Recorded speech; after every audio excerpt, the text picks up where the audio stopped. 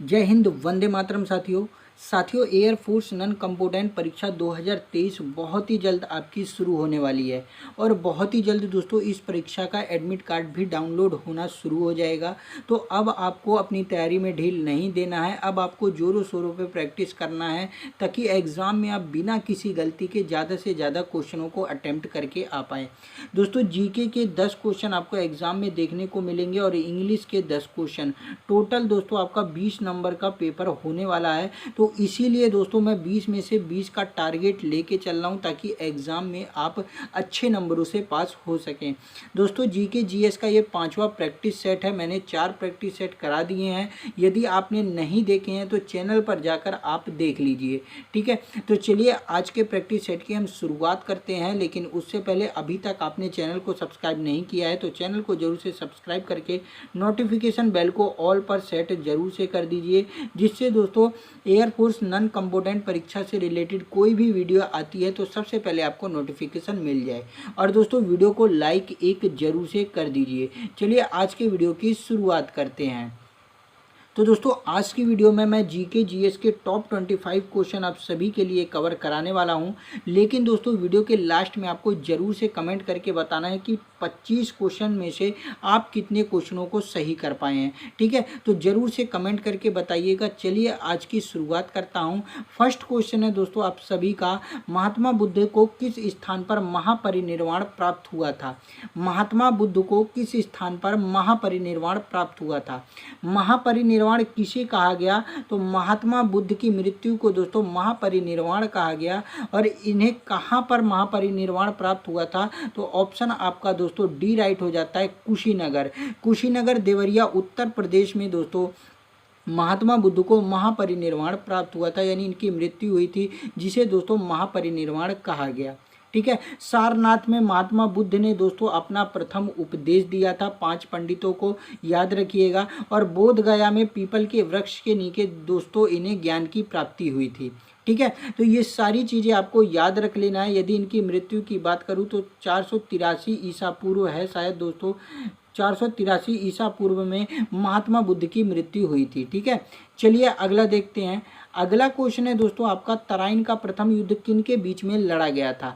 तराइन का प्रथम युद्ध, देखिए तराइन के दोस्तों 2 युद्ध लड़े गए थे। पहला युद्ध 1191 ईस्वी में लड़ा गया था। किन के बीच में लड़ा गया था? तो ऑप्शन आपका दोस्तों बी राइट हो जाता है, मोहम्मद गौरी और पृथ्वीराज चौहान के बीच में दोस्तों यह युद्ध लड़ा गया था और इस युद्ध को पृथ्वीराज चौहान ने जीता था। लेकिन दोबारा दोस्तों मोहम्मद गौरी हारने के बाद ये गया और इसने दोबारा अपनी सेना को तैयार किया और 1192 ईस्वी में इसने दोस्तों तराइन का सेकंड युद्ध लड़ा मोहम्मद गौरी ने पृथ्वीराज चौहान से, और इस युद्ध में मोहम्मद गौरी ने पृथ्वीराज चौहान को हरा दिया था। तो याद रख लीजिएगा, तराइन के 2 युद्ध लड़े गए थे, एक 1191 ईस्वी में और एक 1192 ईस्वी में। दोनों दोस्तों युद्ध मोहम्मद गौरी और पृथ्वीराज चौहान के बीच में ही लड़े गए थे। चलिए अगला क्वेश्चन देखते हैं। अगला क्वेश्चन है दोस्तों, मुगल काल में सर्वप्रथम किस शहर में अंग्रेजों ने अपने कारखाने स्थापित किए थे? ये सभी क्वेश्चन दोस्तों ऐसे क्वेश्चन लेके आया हूँ ज़्यादातर एग्जाम में देखने को मिलते हैं, ठीक है। यदि मैं बात करूँ कि मुगल काल में सर्वप्रथम किस शहर में अंग्रेजों ने अपने कारखाने स्थापित किए थे, तो ऑप्शन आपका दोस्तों डी राइट हो जाता है, सूरत में। सूरत में 1907 ईस्वी में दोस्तों अंग्रेजों ने प्रथम कारखाना खोला था।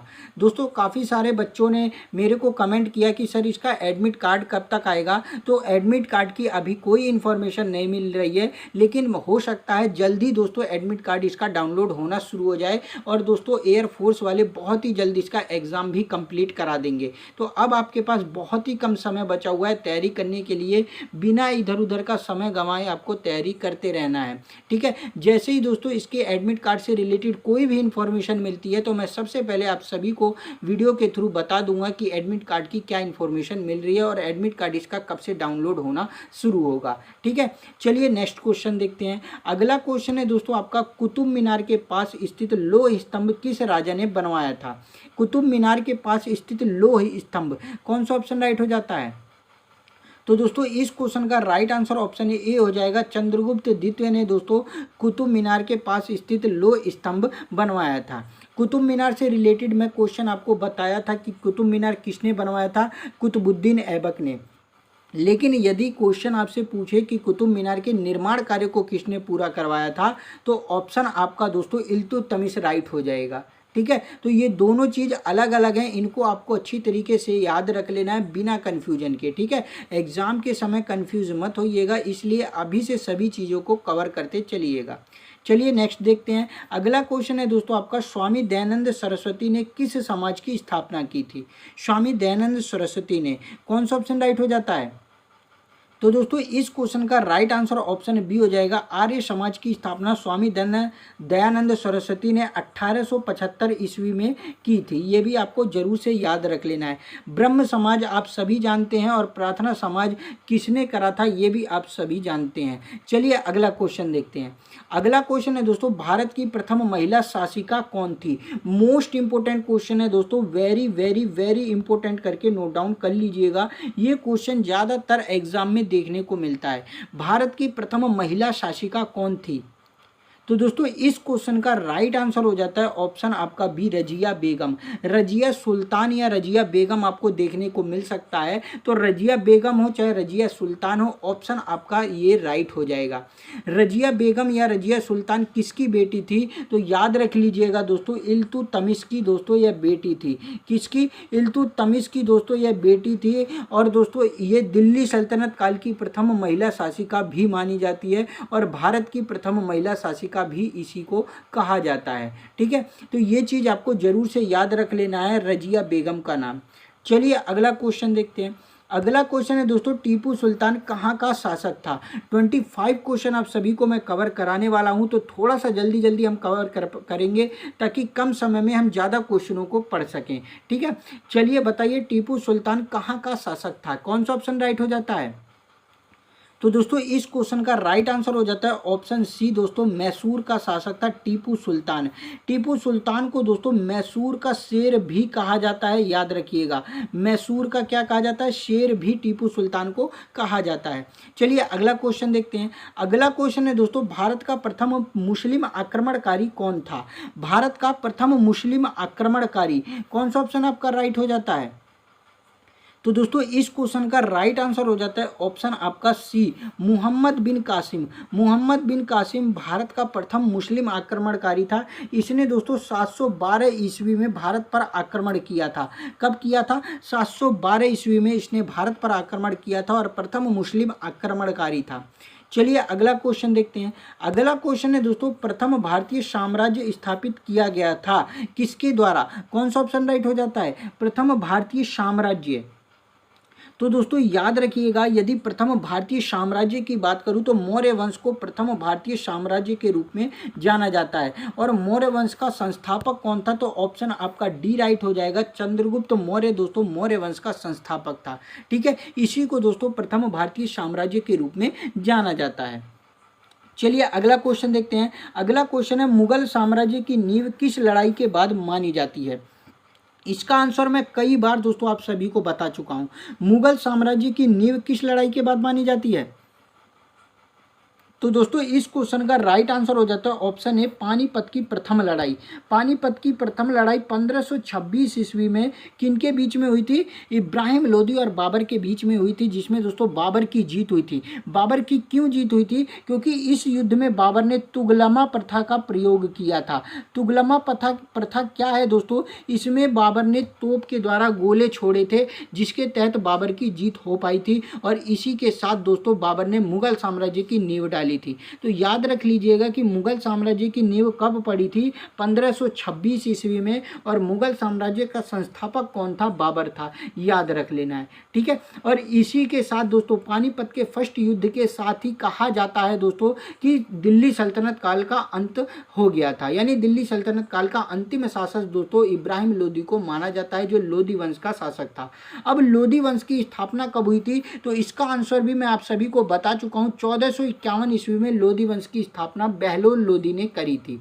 ठीक है, तो ये सब चीजें आपको याद रख लेना है। यदि एग्जाम में आपसे पूछ ले कि पानीपत की प्रथम लड़ाई 1526 में हुई थी, लेकिन पानीपत है कहां पर? तो याद रख लीजिएगा, पानीपत दोस्तों हरियाणा का एक शहर है। क्या है? हरियाणा का एक शहर है पानीपत, आपको याद रख लेना है। ठीक है, चलिए अगला क्वेश्चन देखते हैं। अगला क्वेश्चन है, भारत में अंग्रेजी शिक्षा की शुरुआत किसने की थी? दोस्तों अभी तक वीडियो को लाइक नहीं किया है तो वीडियो को एक लाइक जरूर से कर दीजिए और अपने सभी फ्रेंड्स में शेयर जरूर से कर दीजिए। चैनल को सब्सक्राइब नहीं करे हैं तो सब्सक्राइब जरूर से कर दीजिए और नोटिफिकेशन बेल को ऑल पर सेट कर दीजिए। दोस्तों इस वीडियो की PDF नोट्स आप सभी के लिए मैं टेलीग्राम चैनल पर लेकर आने वाला हूं और टेलीग्राम चैनल की लिंक मैंने वीडियो के डिस्क्रिप्शन में दे दी है। आप आसानी से वहां से हमारे टेलीग्राम चैनल को ज्वाइन कर सकते हैं और हर वीडियो की लिंक और हर वीडियो की PDF नोट्स प्राप्त कर सकते हैं। ठीक है, तो चलिए दोस्तों इसका आंसर बताइए, भारत में अंग्रेजी शिक्षा की शुरुआत किसने की थी? तो दोस्तों इस क्वेश्चन का राइट आंसर हो जाता है आपका ऑप्शन ए, मैकाले ने।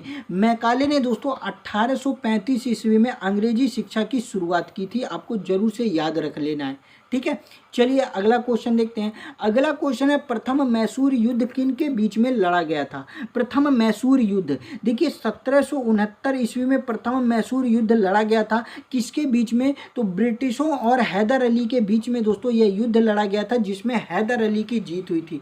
याद रख लीजिएगा, मैसूर के जितने भी शासक हुए हैं सभी ने ब्रिटिशों को यानी अंग्रेजों को धूल चटाई थी, अंग्रेजों को हराया भी था। ठीक है, तो याद रख लीजिएगा, प्रथम मैसूर युद्ध आंग्ला मैसूर युद्ध के नाम से दोस्तों इसे जाना जाता है और हैदर अली इसका विजेता था। ठीक है, चलिए अगला क्वेश्चन देखते हैं। अगला क्वेश्चन है, सती प्रथा पर प्रतिबंध किसने लगाया था? सती प्रथा पर प्रतिबंध, कौन सा ऑप्शन राइट हो जाता है? तो दोस्तों इस क्वेश्चन का राइट आंसर हो जाता है option C, Lord William Bentinck ने सती प्रथा पर प्रतिबंध 1829 ईस्वी में लगाया था। किसकी सिफारिश पर? राजा राममोहन राय की सिफारिश पर। किसकी सिफारिश पर? राजा राममोहन राय की सिफारिश पर लॉर्ड विलियम बेंटिक ने 1829 में सती प्रथा पर अंत लगा कर दिया था, प्रतिबंध लगा दिया था। कहा जाता है कि राजा राममोहन राय को राजा की उपाधि किसने दी थी? अकबर सेकंड ने। किसने दी थी? अकबर सेकंड ने दोस्तों इन्हें राजा की उपाधि दी थी। और भारतीय पुनर्जागरण का जनक किसे कहा जाता है? राजा राममोहन राय को कहा जाता है। इन्होंने दोस्तों ब्रह्म समाज की स्थापना करी थी 1828 ईस्वी में, ये भी आपको याद रख लेना है। ठीक है, चलिए अगला क्वेश्चन देखते हैं। अगला क्वेश्चन है दोस्तों, चौरी चौरा कांड किससे संबंधित था? चौरा चौरी कांड, आप सभी को पता है कि चौरा चौरी कांड कब हुआ था? 1922 ईस्वी में हुआ था। कब हुआ था दोस्तों? 1922 ईस्वी में हुआ था। और किसके कारण हुआ था? तो असहयोग आंदोलन, ऑप्शन ए आपका राइट हो जाता है। असहयोग आंदोलन दोस्तों 1920 ईस्वी में शुरू हुआ था और यह आंदोलन काफ़ी हद तक बढ़ रहा था। क्या हुआ था? गोरखपुर में आंदोलनकारियों ने क्या करा था? आंदोलन कर दिया था, जिसमें काफ़ी सारे नारेबाजी की गई थी, जिसमें पुलिस वालों ने क्या किया था कि कोई भी हिंसा ना हो जाए, इस कारण दोस्तों पुलिस वालों ने क्या किया था? आंदोलनकर्ताओं पर गोली चला दी थी। जब गोली चलाई गई तो आंदोलनकर्ता क्या हुए? गुस्से में आ गए और उन्होंने चौरा चौरी नामक स्थान पर, गोरखपुर में दोस्तों यह स्थान, और यहीं पर एक पुलिस थाने में आग लगा दी थी, जिसमें काफ़ी सारे सैनिक मारे गए थे।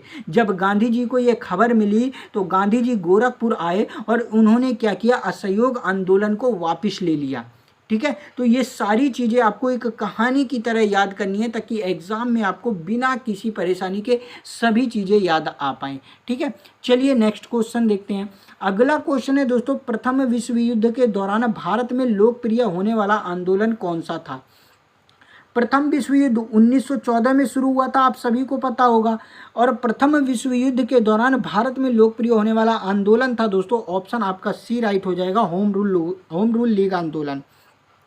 होम रूल लीग की स्थापना 1916 ईस्वी में एनी बेसेंट और बाल गंगाधर तिलक ने की थी, जिसके अध्यक्ष कौन थे? बाल गंगाधर तिलक थे। तो होम रूल आंदोलन दोस्तों प्रथम विश्व युद्ध दौरान भारत में लोकप्रिय होने वाला आंदोलन था। आपको नोट डाउन जरूर से कर लेना है। ठीक है, चलिए अगला क्वेश्चन देखते हैं। अगला क्वेश्चन है, भारत में खोजा गया सबसे पुराना शहर कौन सा था? भारत में खोजा गया सबसे पुराना शहर, कौन सा ऑप्शन राइट हो जाता है? तो इस क्वेश्चन का राइट आंसर हो जाता है ऑप्शन बी दोस्तों, हड़प्पा। हड़प्पा है कहाँ पर? पाकिस्तान में। कहाँ पर है दोस्तों? पाकिस्तान में है। और ये मतलब भारत में खोजा गया सबसे पुराना शहर था। पहले पाकिस्तान भारत का हिस्सा था, लेकिन अब अलग हो गया, आप सभी जानते हैं। ठीक है, तो याद रख लीजिएगा, वर्तमान में हड़प्पा कहाँ पर है? पाकिस्तान में है। चलिए नेक्स्ट देखते हैं। अगला क्वेश्चन है, भारतीय संगीत का आदि ग्रंथ किसे कहा जाता है? यहाँ पर आदि ग्रंथ की जगह आपको जनक भी पूछा जा सकता है कि भारतीय संगीत संगीत का जनक किसे कहा जाता है? तो याद रखिएगा कि भारतीय संगीत का जनक दोस्तों सामवेद को कहा जाता है। क्यों कहा जाता है? क्योंकि जितने भी मंत्र इसमें दिए गए हैं वे सभी मंत्र गाए जाने वाले मंत्र हैं, इसीलिए दोस्तों भारतीय संगीत का जनक सामवेद को माना जाता है। ठीक है, ऋग्वेद की बात करूं तो ऋग्वेद सबसे प्राचीन वेद ऋग्वेद है, सबसे पुराना वेद ऋग्वेद है। ठीक है, इसका दोस्तों ऋग्वेद का सूक्त पूछे जाते हैं कि इसमें कितने सूक्त हैं और कितने मंडल हैं, तो याद रख लीजिएगा 10 मंडल हैं। कितने? 10 मंडल हैं और 1028 सूक्त हैं ऋग्वेद में। ठीक है, 10 मंडल में दोस्तों याद रख लेना, तीसरा मंडल आपसे पूछा जाएगा जिसमें दोस्तों गायत्री मंत्र की बात की गई है। गायत्री मंत्र, देवता सूर्य को समर्पित गायत्री मंत्र का उल्लेख ऋग्वेद के तीसरे मंडल में किया गया है। ठीक है, इसका 7वां मंडल आपसे एग्जाम में पूछा जाता है। सातवां मंडल दोस्तों 10 राग्य यज्ञ से संबंधित है। किससे? 10 राग्य यज्ञ से संबंधित है 7वां मंडल। इसका दोस्तों 9वां मंडल एग्जाम में पूछा जाता है, तो याद रख लीजिएगा देवता सोम। किसको दोस्तों? देवता सोम को समर्पित है इसका 9वां मंडल। और 10वां मंडल आपको मोस्ट इंपोर्टेंट याद रख लेना है, इसमें दोस्तों पुरुष सूक्त की बात की गई है। किसकी बात की गई है? पुरुष सूक्त की बात की गई है, जिसमें बताया गया है कि पुरुष सूक्त 4 वर्ण के हैं, ब्राह्मण, क्षत्रिय, वैश्य और शूद्र। ठीक है, और ये चीज आपको जरूर से याद रख लेनी है।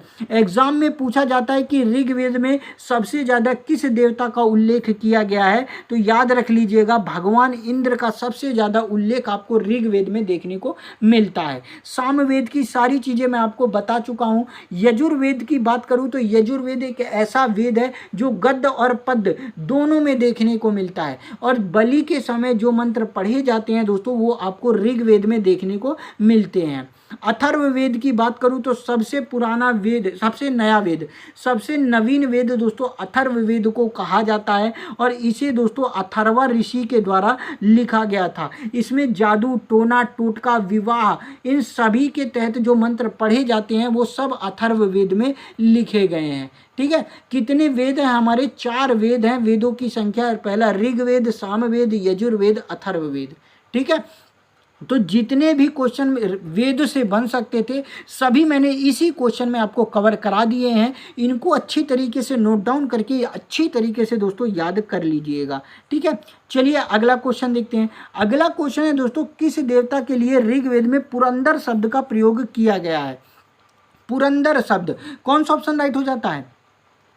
तो मैंने अभी थोड़ी देर पहले आपको बताया ऋग्वेद में सबसे ज़्यादा दोस्तों देवता इंद्र का उल्लेख किया गया है, और पुरंदर का नाम भी दोस्तों इंद्र के लिए ही प्रयोग किया गया है।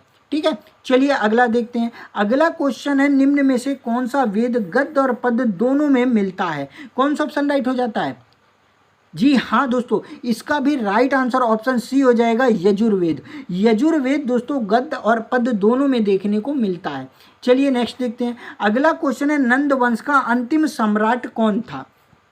कई बार इसका आंसर मैं आप सभी को बताया है, नंद वंश का अंतिम सम्राट। तो दोस्तों इस क्वेश्चन का राइट आंसर हो जाता है ऑप्शन है डी, ऑप्शन बी दोस्तों, घनानंद। घनानंद दोस्तों नंद वंश का अंतिम सम्राट माना जाता है। इसी को दोस्तों चंद्रगुप्त मौर्य ने हराया था। किसको? घनानंद को चंद्रगुप्त मौर्य ने हराया था। किसकी मदद से दोस्तों? चाणक्य की मदद से। और ये कब गद्दी पर बैठा चंद्रगुप्त मौर्य? तो 322 ईसा पूर्व में दोस्तों यह मगध की गद्दी पर बैठा था। किसको हराकर? घनानंद को हराकर नंद वंश का अंतिम शासक था घनानंद। ठीक है, याद रखिएगा। चलिए अगला क्वेश्चन देखते हैं दोस्तों। यहां पर काला शोक का नाम दिया गया है, याद रख लीजिएगा। काला शोक ने सेकंड बौद्ध संगीति कराई थी। कौन सी बौद्ध संगीति कराई थी? सेकंड बौद्ध संगीति दोस्तों काला शोक ने ही कराई थी। कहां पर दोस्तों? कहां पर? जल्दी से बताइए। वैशाली में। कहाँ पर दोस्तों? वैशाली में। वैशाली में इसने सेकंड बौद्ध संगीति कराई थी। ये सारी चीज़ें मैं आपको पिछली वीडियो में कवर करा चुका हूँ। यदि नहीं कराई हैं तो कमेंट कर दीजिएगा, नेक्स्ट वीडियो में अच्छी तरीके से मैं बौद्ध संगीति चारों की चारों आपको कवर करा दूंगा। ठीक है, चलिए अगला देखते हैं। अगला क्वेश्चन है, किस शासक ने बौद्धों के लिए विख्यात विक्रमशिला विश्वविद्यालय की स्थापना की थी?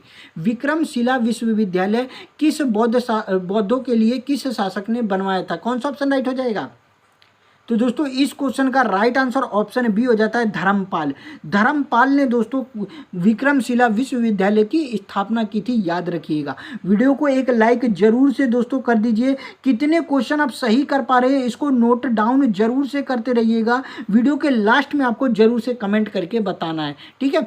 चलिए अगला देखते हैं। अगला क्वेश्चन है महावीर स्वामी का जन्म किस क्षत्रिय गोत्र में हुआ था। ये क्वेश्चन आजकल ज्यादातर ट्रेंड में चल रहा है दोस्तों। ट्रेंड में इसलिए चल रहा है क्योंकि दोस्तों जैन धर्म और बौद्ध धर्म से जन्म मृत्यु ये सारे चीज पूछे जा चुके हैं, लेकिन अब क्षत्रिय और गोत्र के बारे में ज्यादातर एग्जाम में देखने को मिल रहा है। यदि मैं बात करूं महावीर स्वामी की, महावीर स्वामी जैन धर्म के 24वें तीर्थंकर थे। 24वें तीर्थंकर थे जैन धर्म के महावीर स्वामी, ठीक है। यदि मैं बात करूं कि जैन धर्म के प्रथम तीर्थंकर कौन थे, तो याद रख लेना है ऋषभ देव। ऋषभ देव जैन धर्म के प्रथम तीर्थंकर थे, ठीक है। सेकंड तीर्थंकर की बात करूं तो याद रख लीजिएगा अजीत नाथ। अजीत नाथ सेकंड थे। 23वें एग्जाम में पूछा जाता है तो याद रख लीजिएगा 23वें कौन थे, पार्श्वनाथ थे 23वें तीर्थंकर। और अंतिम और 24वें तीर्थंकर हुए हैं महावीर स्वामी। इनका जन्म किस क्षत्रिय गोत्र में हुआ था, तो ऑप्शन ए आपका राइट हो जाता है, शाक्य क्षत्रिय गोत्र में दोस्तों इनका जन्म हुआ था, ठीक है।